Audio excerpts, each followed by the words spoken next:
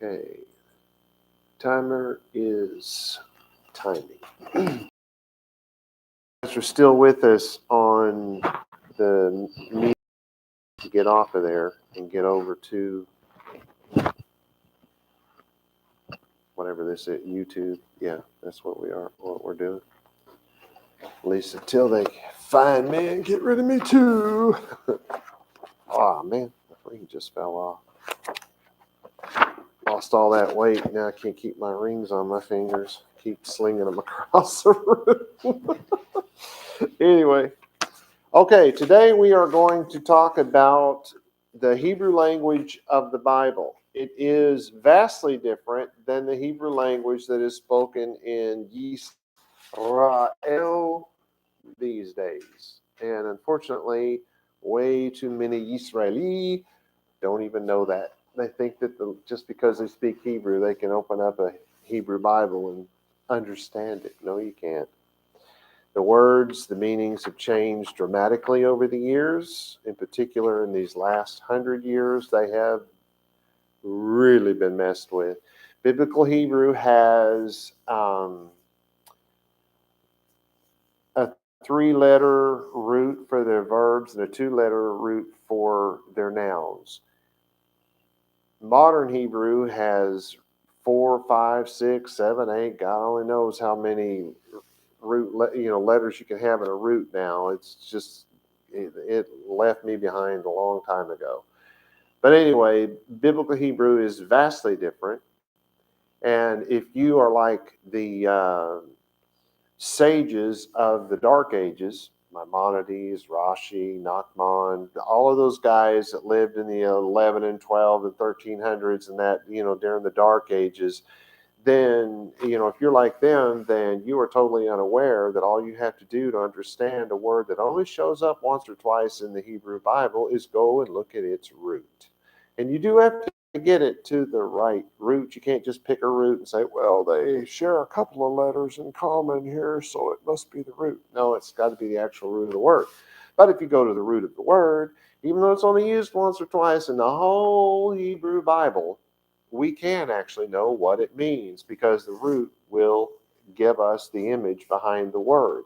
And then once you know the image behind the word, you go and look how it was used in a sentence, and voila, now you know what that word actually means. But there's so many people out there saying, oh, it's only used once. We can't possibly be sure of what it means. Yeah, we can. Yes, we can. All right, so I want to talk about the primitive language of Hebrew. Bible Hebrew is a primitive language. Modern Hebrew is not. Modern Hebrew is little more, and I know it's going to make some people mad, but it's little more than Spanish with Hebrew words. It's almost identical. There are some notable differences, I'm sure of that, but basically it's the same thing. It's a modern language. In a primitive language, you have very few words, and so those few words have to be used in as many ways as they possibly can. And in a modern language, you have an individual word for every single thing. So it's one of the biggest reasons I believe that the sages of the Dark Ages, they truly didn't understand what they were reading. For one thing, they didn't speak Hebrew. No, they did not. Maimonides did not speak Hebrew. He said it himself. People wrote about him and wrote false stories about how he told somebody that all you had to do was just read the Hebrew and it would come to you. And no, that was made up. Maimonides said that he didn't speak the language. And there is nothing that we have from Maimonides that was ever written in Hebrew. There's no reason to even believe that he knew anything about the language because he, like Rashi and all the others, didn't recognize the simplest Hebrew idioms. None. Because they're following Onkelos who had no idea what a Hebrew idiom was. Oh, you trying to get me to switch over there? I thought, is she praising the Lord or what? I do not have a monitor over here. That is very weird. I thought that was that is from my computer. Huh. Okay. That's weird. So anyway, let's talk about the Hebrew word al. It's spelled with, in English, we would put A-L, not A-L-L, like all inclusive or any of those things. That'd be kol in Hebrew. But all in Hebrew, ayin lamet, all.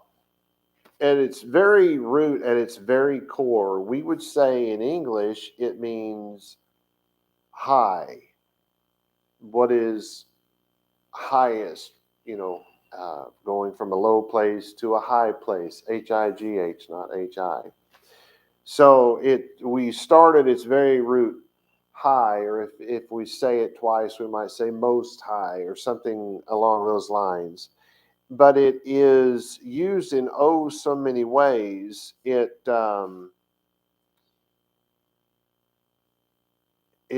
to be above, because if it's high, now here's where you first start getting your change in here. The basic meaning is to be high. So if something is high, then it's above something, right? So the same word that would mean high is also going to mean above. So there you get that. Then we have on. If it's above something, it may well be on something, right? Because if you're standing all eretz, you're above the ground, but you're also on the ground. The ground is therefore that which holds you up. It's what supports you, right? So you can see how it begins to become high, above, over, because you're over something, whatever's underneath you, right? So we can say on or upon. It's the same thing. Upon's more of archaic than on, but they both essentially mean the same thing. So if you have, let's think in terms of upon. When anything is put on the upper part of another, so as to stand or lie upon it, or have it for a substratum. So now we begin to see this word used for foundation.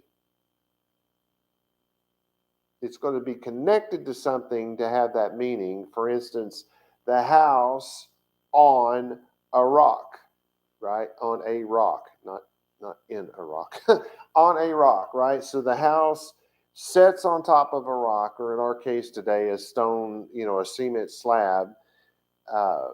They used to build them on stone if they could. The slab, whether it's just a big stone that they've kind of chiseled out flat, or they've made a stone outline and then and then maybe put cement, put the stone on top of it. That house is literally sitting on that foundation or on that stem wall. Used to be they'd build a house from the outside and then the floor was actually built separate. We own a house like that in Pennsylvania. The house sets on a set of blocks and that are on the outer side, and then the floor actually sets on a set of blocks inside it's like two rows of block. And so the floor is completely separate from the house. So the house sets on its foundation, if you will. In this case, it's just completely around the outside. And then you have the floor, which sets essentially on the same type of thing, or your house can sit on a single slab or a single stone, something like that. That house is on something. So you see where you can say above, but you can see where when you say on the ground, then it begins to change its meaning. So maybe I can give you a better example of that. We have all picha, right? Al picha. That's on mouth you, literally, on your mouth, right? And so if we say that, well, actually it's lips, on your lips. So when you put that together, all pe ha, on your lips, or on lips you, very literally, but on your lips is how we would say it in English. Now we're talking about talking. We're talking about the words that are coming out of your mouth. So a translator may write out several words here.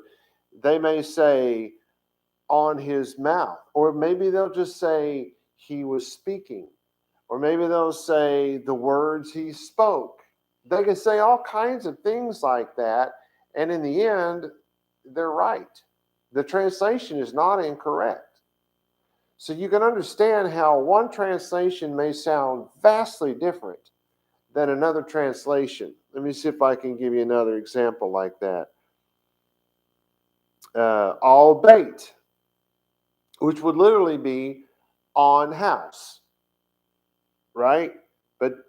And that would be speaking of you living on the house. That's how it would be said, right? They use the word, a form of chai for life or living, and they're going to say all bait, on the house, right? So do you actually live on top of your house? Well, you kind of sort of do, because even though the house, the roof is above you, the floor is below you.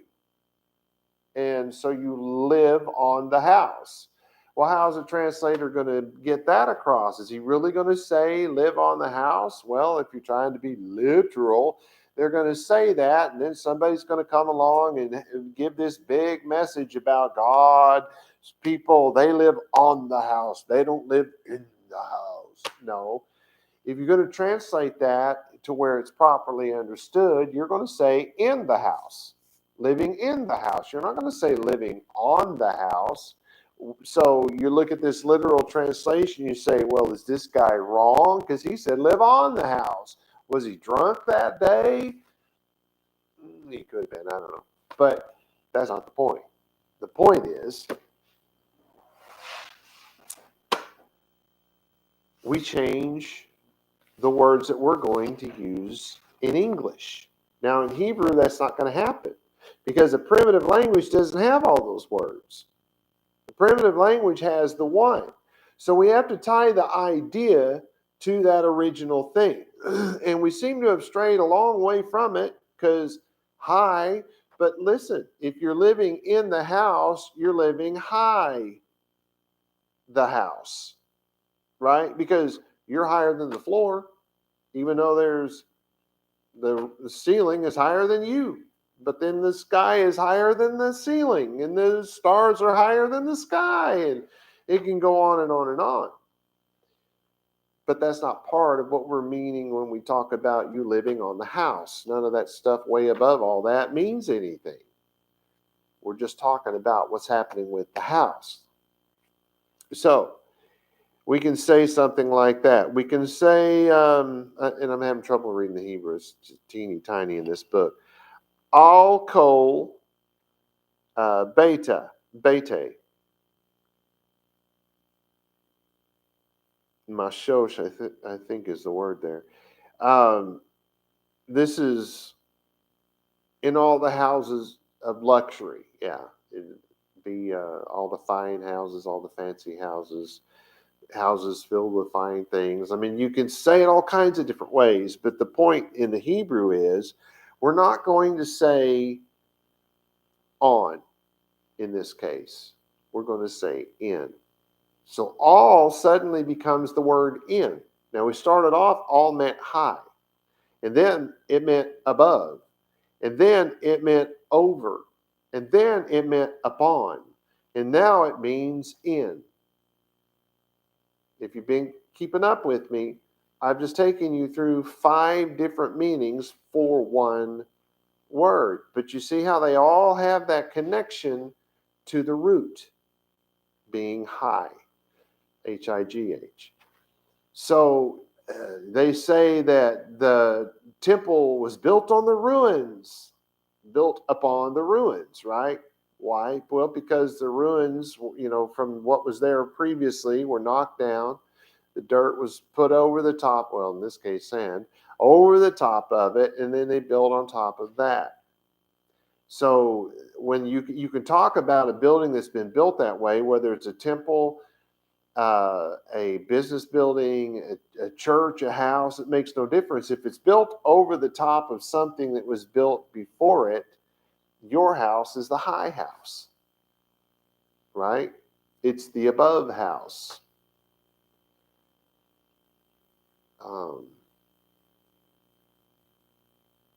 It's the house with the foundation on a foundation of rubble. I mean, it can get really weird.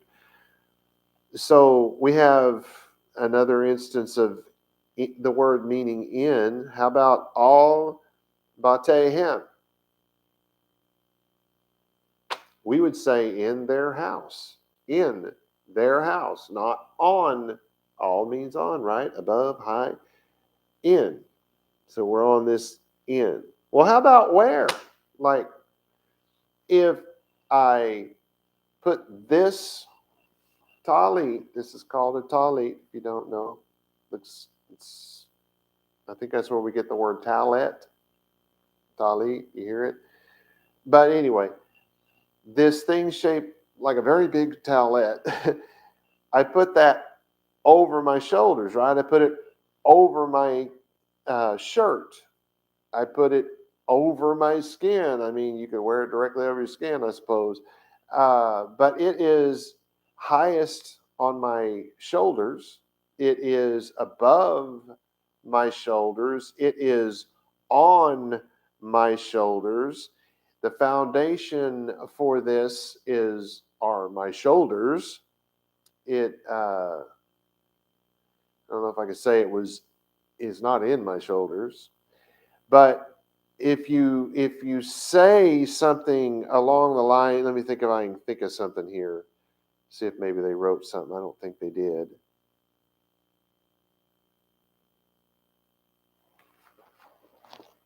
Oh, they're going to read this. Al ani yit bolu. How about the things which are on the poor? Okay. That's a literal translation, but wouldn't they generally say clothing? The poor man's clothing, if you want to be more specific about it. But so you could say, by using all in this sentence, you can literally, what did I just say?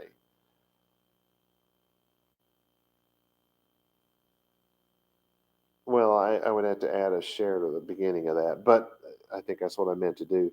The things which are on the poor.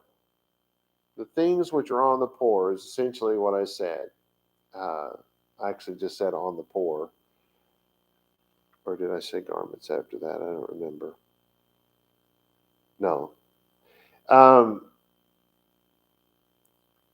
So this word all can now become wear, as in I'm wearing this talit. And how can I do that? Because the talit is on my person, right? So I can translate that word to mean wear, as in wearing clothing. Rings, that's an example I think they gave somewhere in here. I think I remember reading that. I'm wearing my rings. They are on my fingers. And they are in my hands, if you will. Right? As you can see where these things are used in different ways. Now, I'm on the same word. I have not changed the Hebrew word, the one Hebrew word. But you see, I'm hoping that I'm expanding some ideas here. And I know I'm way overdoing this, but I'm hoping that at some point the whole ability to grasp what I've been talking about for so many years will somehow lay itself out, because I'm having a hard time thinking of some easy way to say it.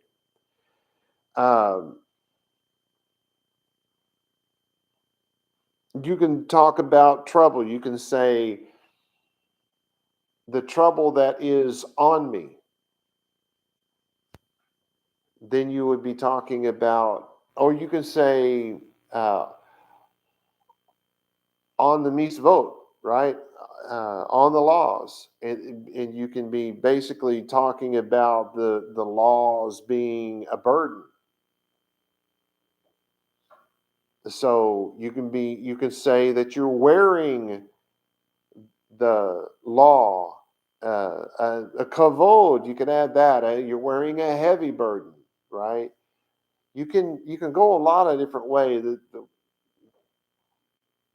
dog, stop that. I think Torah's the word I'm thinking of, not the Torah word. It's spelled with the, what the heck's that called? Tate.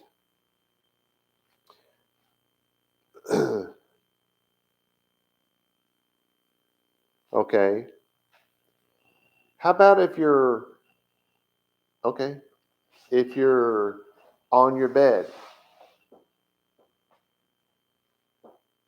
Well, I can translate that to say I'm resting.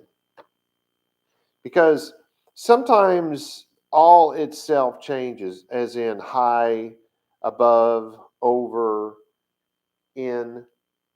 All is the word all itself changes. And then other times, and you may have picked up on this by now, other times the combination by using the word all and connecting it to another word, the meaning together begins to change. Like a while ago I said, all bait, I think, or bayit, I'm not sure which word I used, which means on house. In biblical Hebrew, it is almost completely unnecessary to use the word the for us. It'd be ha. We don't need to say all habayit. We don't have to put the ha there. There's almost no reason for that in biblical Hebrew, and you don't find it all that often. In fact, I would say that was the times that you do find it. I would question whether that was authentic. I would think that somebody maybe added a hey to a word, because it's more of a first century BCE on down to now kind of a thing. It's a very Western thing. It's not a Hebrew thing. So anyway, it's almost idiomatic when we begin to connect all to other words, or we it's not that it's not, don't think of it as a conjugation. It's a separate word. But when you follow the word all with another word, actually you could do it either way, but most often I think it's going to be all will be before the word.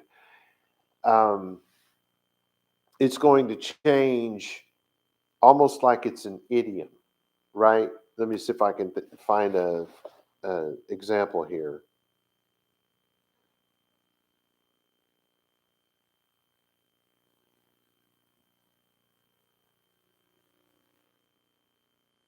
All all of night. Now, literally, that is upon time upon time his, because the I is conjugated to the word. But what we would say is in its own time. The I is what makes it its, in its own time. In its own time. So it's almost like it's an idiom. It's not literally an idiom, but it becomes something akin to that, because now that we've connected those, it's literally two words, even though in English we have to say three. Upon time his is the way I would put it, because you know that he and it are the same thing in Hebrew. She and it are the same thing, because that's how it's done in Hebrew. We do have a word for it in Hebrew. There'll be people who tell you we don't. Yes, we do. If we say he, uh,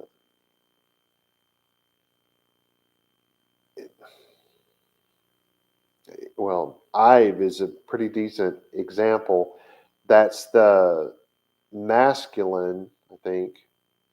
Yeah, that's the masculine of his, right? Because it's like he in plural, his.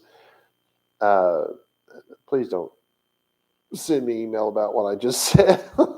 You know what I'm trying to say here. But the he, to say it, because it's a gender specific language, we say he if it's masculine.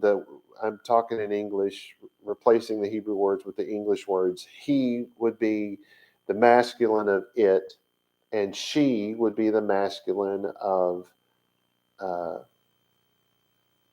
of it, be the feminine of it. She would be the feminine of it. In English, we just say it, and it has no gender. It covers both. But in Hebrew, they just say he or she, add it to the end of a word that is sometimes he or she, but most of the time it's the word it. Okay, I've lost track of my mind of where I was going with this. Oh, I'm looking for some examples.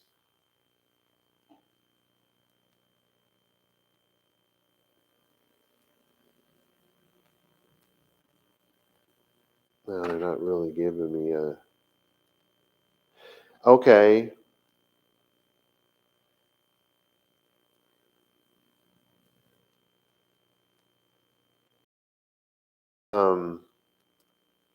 Nikra al.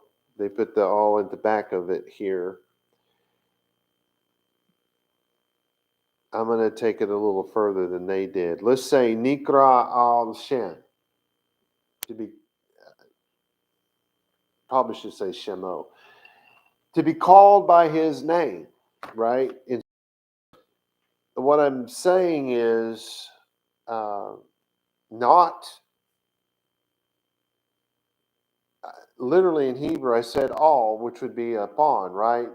To be called upon, name his, is literally the translation of what I said. But in English, we're going to translate that to be called by his name. So all in this case has just become the sixth word. We had high, above, on, over, in, by, by. Now I have six different words that we can translate the Hebrew word all into in English.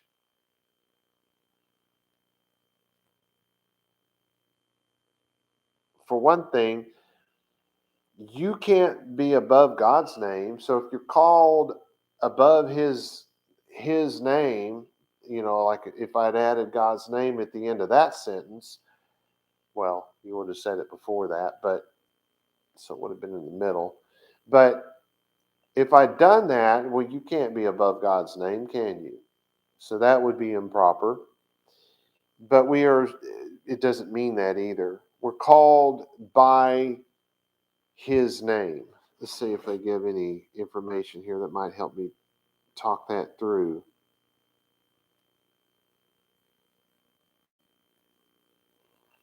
Because they say something about it.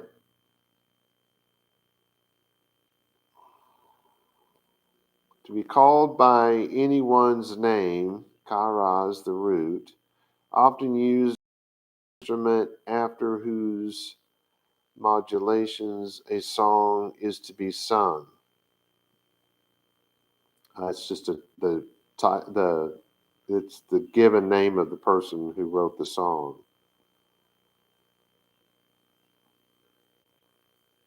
And they're saying the sequence of the song, the sequence in which a group of songs is to be sung. They're not really helping me out here.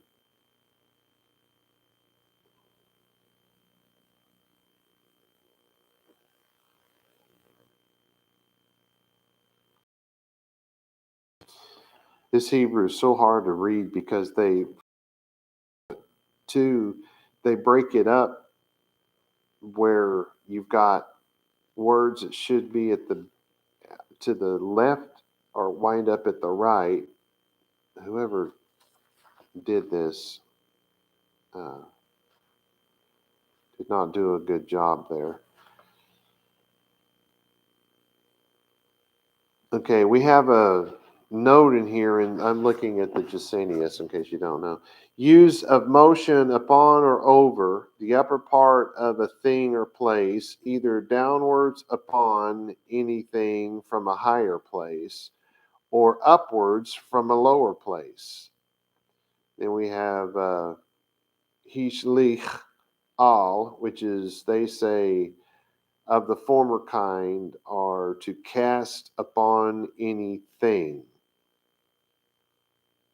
Yeah, because the word means to cast. Well, yeah, to cast. All, which is upon, so cast upon anything. We've really kind of already covered. They seem to be saying a lot of the same thing over and over.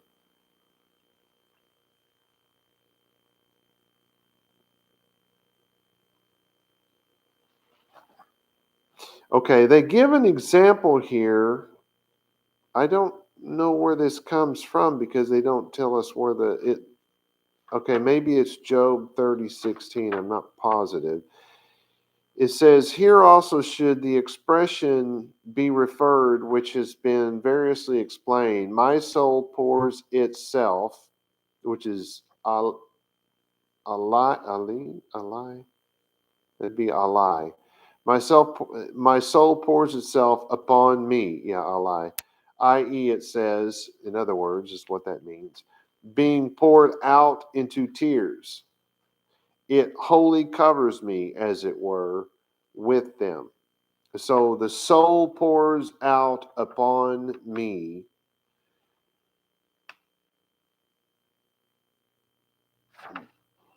Means that you're crying. So your translator, maybe he says, my soul pours out upon me. But then how, are you blinking there?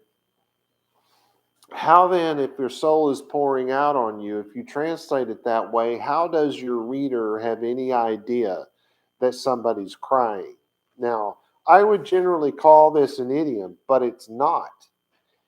That's not really what's happening here. It's the way that we're using the word all in the sentence changes the meaning of the words. So if you're saying that your soul is pouring out, that means that you're crying, that you're, if you will, covering yourself in tears. So think about the times you've read something like that in, say, the book of Psalms. I'm sure that's where that comes. I don't know. It seems like it says it's Job, but I would have guessed Psalms. I don't know. Job probably said that too, but I don't know. Just off the top of my head, I'm not thinking of. It's just It's like I have a verse right here, and I can't get it to the front. But there's something I know that David said something like that. My soul pours out. It means that you're crying. So you can see how one translator will say, my soul pours out, and the other one will say that I'm crying. And then you get some uneducated group of people get together and they write, well, this guy said it this way, and he's a lying demon out of the pit of hell, and our guy said it that way, and so it's the truth. It's from the 1611 King James Bible, and they have no idea that they're reading the translation from the 1850s from Oxford. Good God. I got caught up in a mess like that one time. This friend of mine just begged me to come and be a part of their preachers forum thing. It's a Pentecostal holiness forum. And I was friendly with all these people. Well, not all these people. I was friendly with some Pentecostal holiness people, and they were friendly with all those people.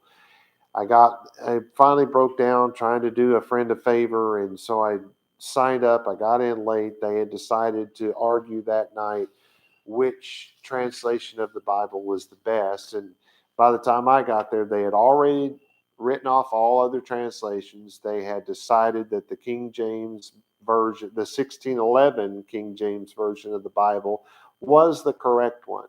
And so I asked a simple question. I said, look, I'm not trying to be arrogant or any of that kind of thing, but let me ask you a question that should put this into context.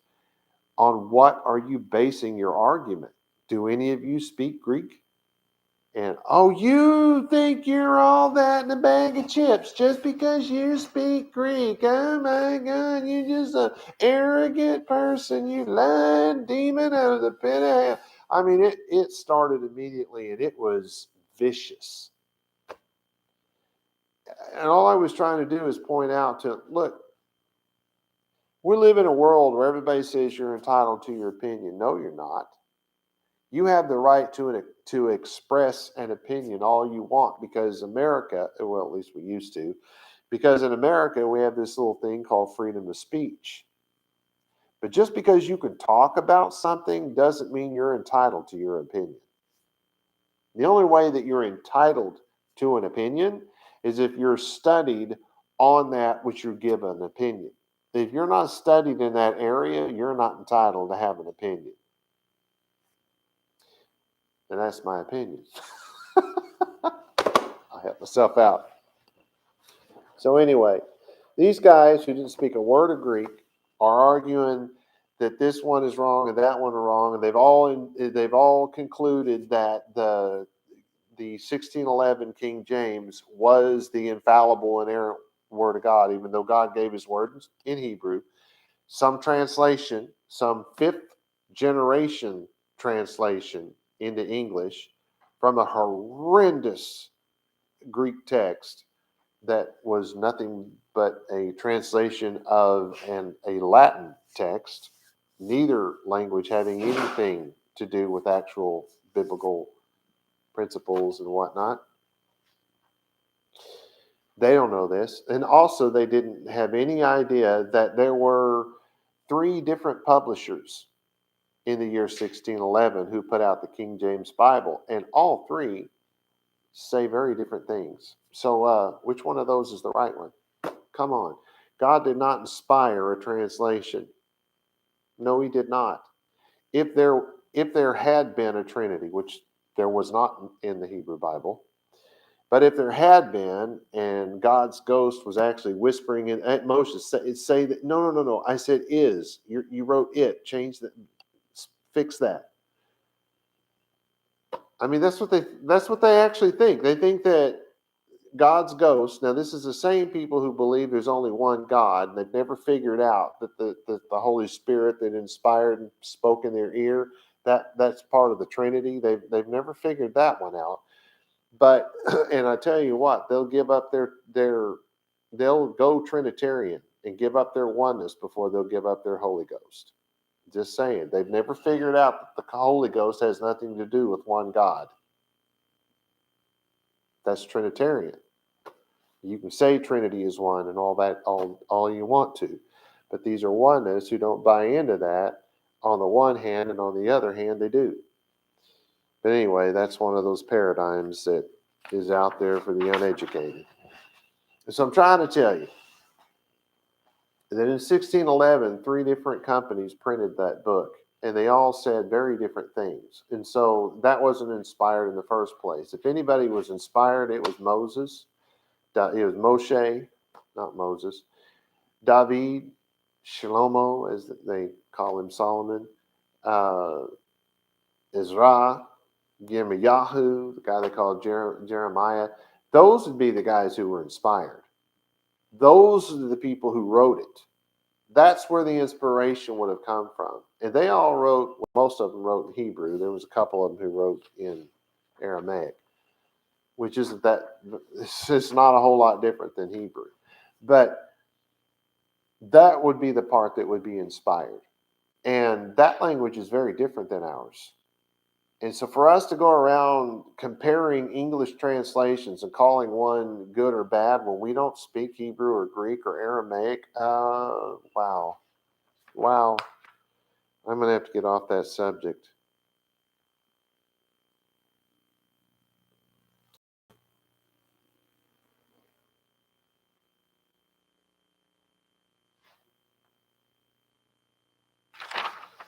Let's see what we have on this next page here. I've got a couple of new things.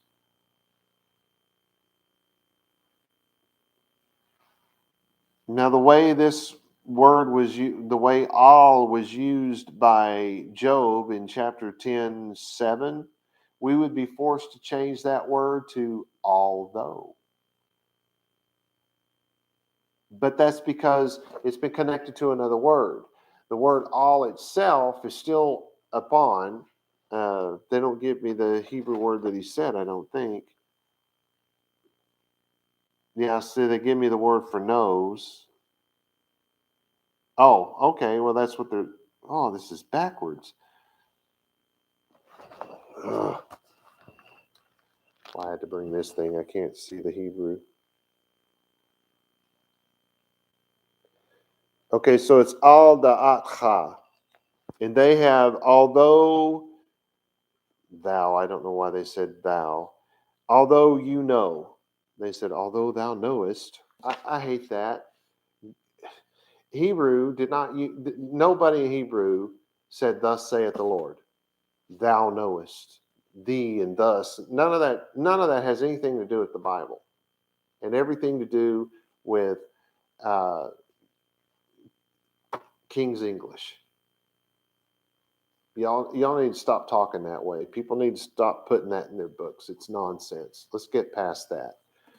This Hebrew doesn't read that way at all. But anyway, he's saying instead of upon knowing you, which would be the literal translation of what I just said in Hebrew, al da'atcha,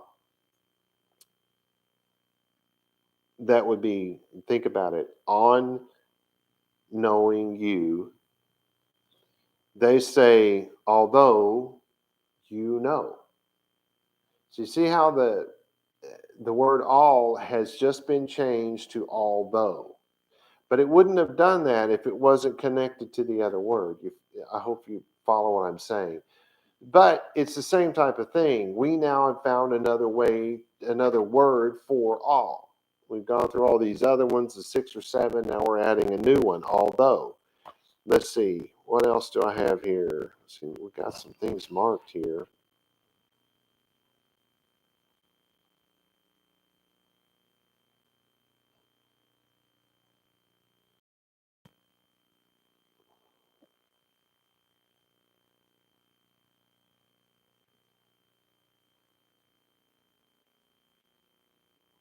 Yeah. That doesn't really. They've got so much stuff about the being over. I don't know. Did I actually teach about that? Maybe I should. Let me back up a second and look. No, I just really kind of said on, upon, or over. So maybe I should talk about this. They've got a note in here. It says the second class of usage of this word signifies and wait a minute. The second class comprehends those significations and phrases in which there is the idea of impending, comma, being high, comma, being suspended over anything, comma, the word without, comma, the word however, comma, touching it. That's odd. Anything without, however, touching it. Okay, being suspended over something without touching it. I wonder why they made some of those words cursive and others not. That's odd. So it says, when his light shined over my head. So the light was suspended above the head. So you get why we're saying over or above. The voice of the Lord is heard over the waters. So the voice is suspended over the water.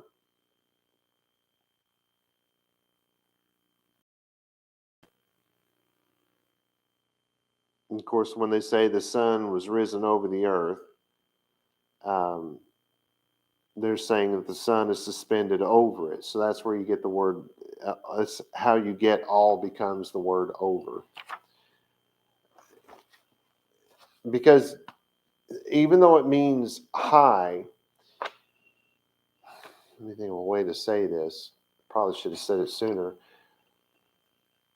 It means high, but high is it has variations. If something is above something, It is higher than whatever it is above. So if I hold my hand 1/4 of an inch above the ground, my hand is higher than the ground. So you see how higher connects to above. The Just because it says higher or high doesn't mean that it's literally high. Because think about it, we could say the clouds are very high, but the atmosphere is higher. The top of the atmosphere is higher.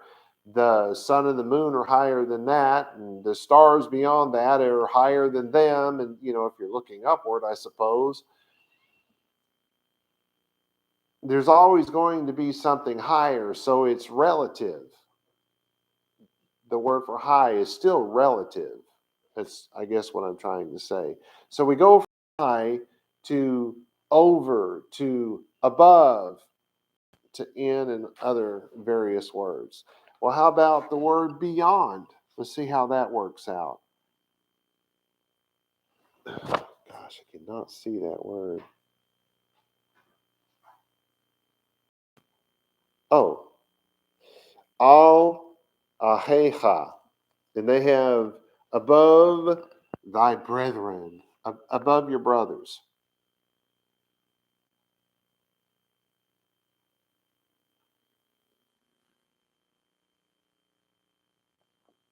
If you say it that way, you're going to get this idea that you're superior to them in some way. You have a higher rank, or you're older. Could be, it's still kind of rank and all that. And they say above the brothers.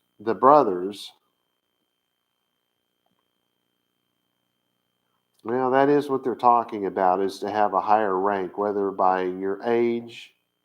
Doesn't mean you're. Well, I'm trying to spit out here very poorly. It doesn't actually mean that you're greater than them, that you're better than them, that they're somehow lowly in comparison to you. The rank is that I was born, 5 years before you were. So I'm above that brother, but only in age. I'm above that brother, well, because I have a doctorate degree and he only has a master's degree. And he's above his brother who only has a associate degree or whatever. But that doesn't make anybody greater than the other. It doesn't make one person smarter. It doesn't make any difference how many PhDs and DPhils and DLits and DMDs and whatever that you have behind your name. It does not make you smarter than somebody else. Uh, that it doesn't have anything to do with it. You just did something maybe they didn't do, and in the end, you have knowledge in your head that they don't possess in their heads, but they don't need it, right? We don't need everybody to be a doctor. We don't need everyone to be a lawyer. We don't need everyone to be a rabbi, and on and on and on it goes. And just because you are something and have a higher degree of education doesn't mean it will never mean you're smarter, because smarts doesn't have anything to do with it. Uh, and so of age, you unfortunately, if I was born before you, I'm always going to be older. So thank God I've got Rich, because he'll always be way, way older than me. Rich is greater than me. Anyway, or greater could be taller. That doesn't make you any better. That's all I want to say about that. They're not talking about some superiority complex here. So, but you see where this is going. That becomes beyond. I'm beyond you in age.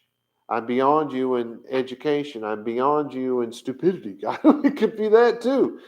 Uh, so the word now we've taken the word all and given it a new meaning, which is beyond.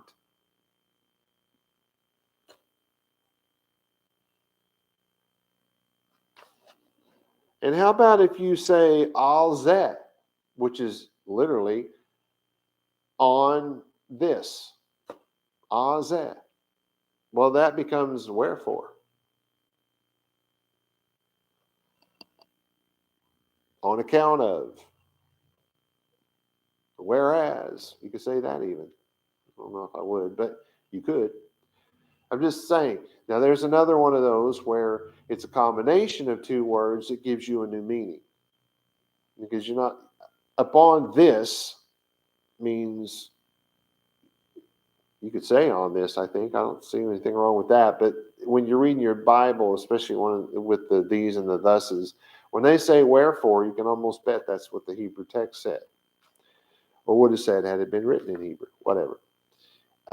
So we have beyond, we have wherefore, and then what about, because people say, well, there's no way to say of in Hebrew. And yeah, there's a couple ways to say of, but we're going to use the word all. Let's see if I can find an example here. They're saying of, swear, confession. They're not giving me any examples, though. Of the price for which anything is done. And check this out. What if they say Alma? Literally, that means on what? How would we translate that? On account of what? That'd make a lot more sense. Or, I don't know. We could say on what. I mean, that's literal, but I think we can say that, but probably make more sense if we say on account of what, because it's really what's meant by it, right? And so there's another combo thing where you get that. They say that it's used for the word of, but they don't give me anything in Hebrew. They just give me a bunch of scriptural references and no Hebrew for me to work off of on that one. So we're going to have to take them at their word here. And they're saying here that it can be used for the word near, but they don't give me anything to work with there either. I don't like it when they don't give me the Hebrew to work with. How about at?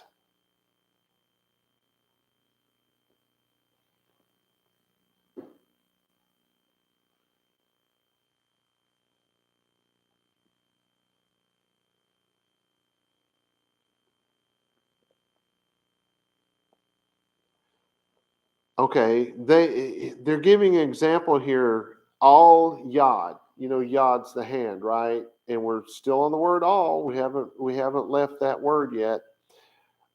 All yod, and the way that it would be translated is at the hand. At the hand. So we have the word at. And this is not the combination of the two doing this. All is going to be translated for the word at. So we have another word that we can add to this list of words that all can be translated into. Let's see if they give any other. All panay. All panay. Upon faces. Panay, the face, right? All panay, the faces. Upon faces. What do we mean there? In the presence of is the way I normally translate it, but sometimes I translate it before. Say, because if it says, it usually will say something like Al Panay Yahweh. That's a very common one. I get all the time in the law. Al Panay Yahweh. You're going to bring the sacrifice Al Panay Yahweh before the face, right? So you're going to bring it in the presence of Yahweh. What are you doing? Literally, you're bringing it before Yahweh. Before his, because if it's in front of his face, it's before him, right? So we can use before is a new word here.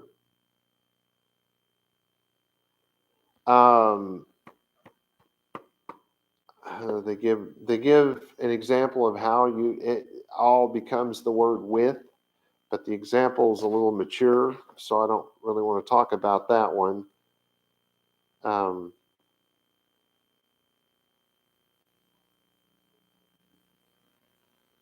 Okay, they do give one that I can use here. They've got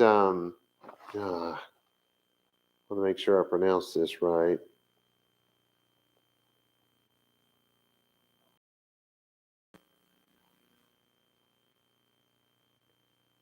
I can't tell if that's ale or ole, but it's one of the two, and then the word is or, which of course is light.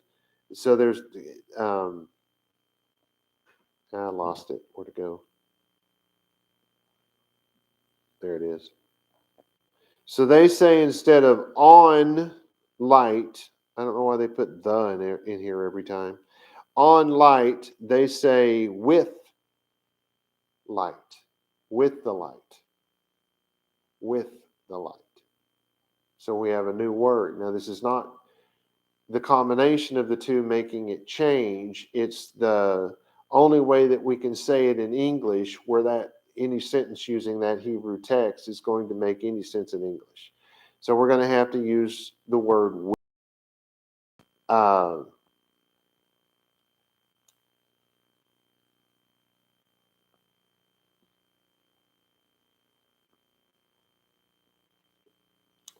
If you were talking about somebody and you were explaining there'd been this car wreck and all that, and you got the car has hit a tree, and maybe the police officer comes up and there's a group of people there, he's gonna ask,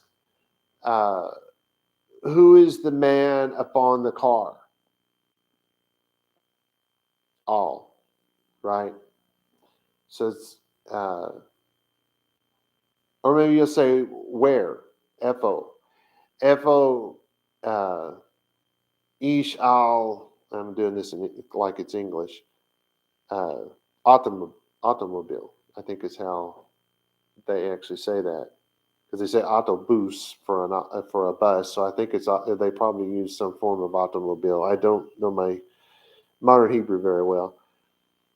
That's what I would say anyway, and they would know what I'm talking about. But he's asking literally, where's the man upon the car, right? But what he's saying is, who's with the car? In other words, who belongs to the car? Who owns the car? Maybe we would say here. But in translating that, we're going to use the word with. I wish I could think of a better example. They're not giving me very much to work with here. At least not anything I'm willing to say in front of a camera. It's a pretty dicey one in here. And then they've got another usage here. In a hostile sense, the word all becomes the word against.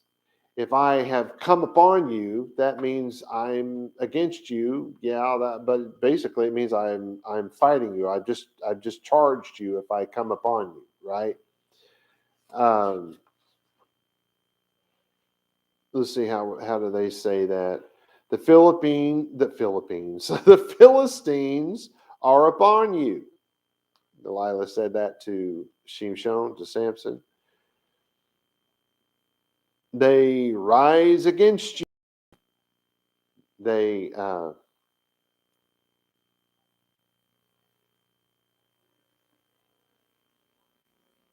where's the Hebrew for that? I saw all. I don't see it in here, but I'll just tell you what it is. I saw all. Aha. They rise against you. Against. We're not going to say they rise upon you because your reader doesn't have any idea what rising upon somebody would mean, right? But if I say it that way, then we translate it, they're against you. They've risen against you. That'd be the best way to say it, right? So it's Asa alcha, risen against you. I really thought they'd put that in there earlier, but I don't see it. And then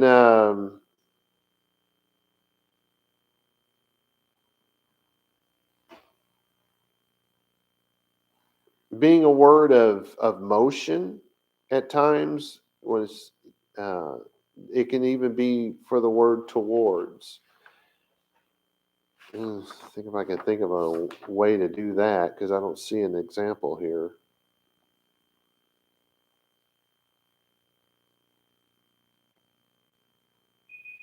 I saw,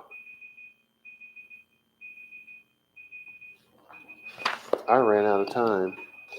I'm going to have to drop it there. I hope somehow in some way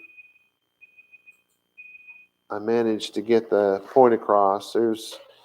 It can be towards, it can be although, it can be because, according to, and it can even mean to get down. All, I can't think of what their example was because it made sense. Gimel, al gimel, that's up on a camel, right? But that's actually how you say get off the camel to get down from the camel. I wish I could have gotten to all of them. Sorry, I wasn't watching the time, but we have run out of time. I'm going to have to say shalom, shalom, y'all.